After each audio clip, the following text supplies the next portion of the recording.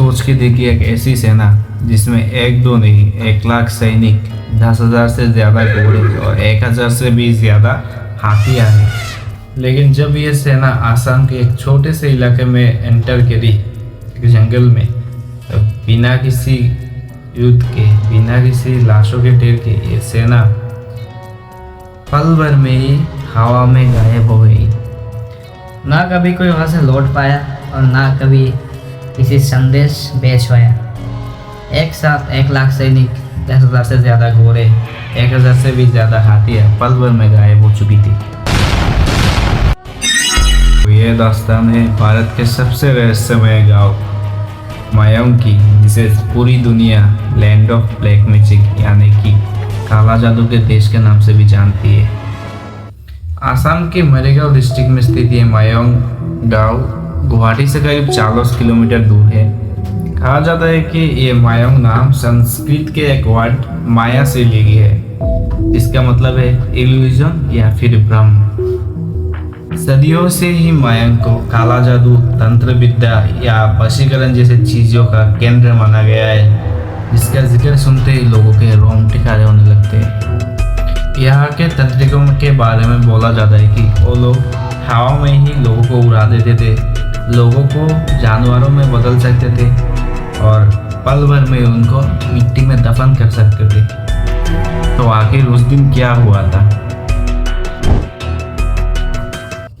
इतिहासकारों की माने तो 14वीं शताब्दी मतलब 1337 साल के तरफ मोहम्मद बिन तलाक और बाद के अहोम मुगल समय के दौरान शासकों ने सेना भेजा था इस इलाके को कैप्चर करने के लिए।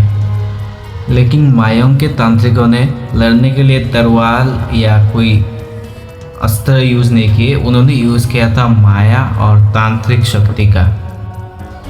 लोक कथा के अनुसार जब सैनिक गांव के इलाके में पहुंचे, तब अचानक ही उनके चारों तरफ एक गहरा कोहरा छा गया, जिसके वजह से उनको रास्ता दिखना बंद हो गया था और धीरे धीरे एक एक करके सभी सैनिक जंगलों में खोने लग गए थे। जब दिल्ली या दूसरे राज्यों में खबर का इंतज़ार किया गया, तब महीनों बीत गए, लेकिन 1 लाख सैन्य में से कोई भी जिंदा नहीं लौटा और कोई खबर भी नहीं मिली उन लोगों की। कहा जाता है तांत्रिकों ने उस जंगल को एक ऐसे माया में बदल दिया जहाँ से जिंदा वापस आना नामुमकिन था।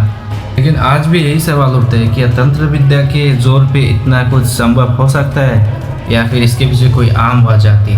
हिस्टोरियंस की माने तो उस समय आसाम के जंगलों में डालियाँ बहुत थी और मलेरिया जैसे रोगों का भी संक्रमण बहुत ज़्यादा हो रहा था और ब्रह्मपुत्र नदी में बाहर आना एकदम आम बात थी। और यही सब चीज़ें उन सेना के लिए काल बन के आई, जिसके वजह से एक भी सेना वहाँ से वापस नहीं लौट पाए। पांडुलिपि और लोक कथा के अनुसार ये कोई प्रकृति का मातम नहीं था, ये तांत्रिकों का एक ऐसी विद्या थी जिसकी वजह से पल भर में ही 1 लाख से भी ज़्यादा सैन्य, घोड़े और हाथियाँ पल भर में वहाँ से गायब हो चुकी थी। आज भी उनकी म्यूजियम में कुछ बुक्स ऐसी है, कुछ पांडुलिपि ऐसी है जो प्रमाण करती है ये सिर्फ प्रकृति का ख्यातम नहीं था और लोक कथा नहीं है, बल्कि ये सच में हुआ था और कुछ ऐसे विद्या भी वहाँ थी जो इंसानों के समझ से बाहर है। आपका इस बारे में क्या मानना है? क्या ये सिर्फ कहानियाँ हैं या फिर मायोंग के उस इलाके में सच में ऐसे शक्तियाँ थी, रहस्य थी? अपनी राय कमेंट में बताएं, लाइक करें, शेयर करें एंड ऐसे ही कुछ मिस्ट्री वाले वीडियोस के लिए आप सब्सक्राइब कीजिए 13.3 मिस्ट्री FM को।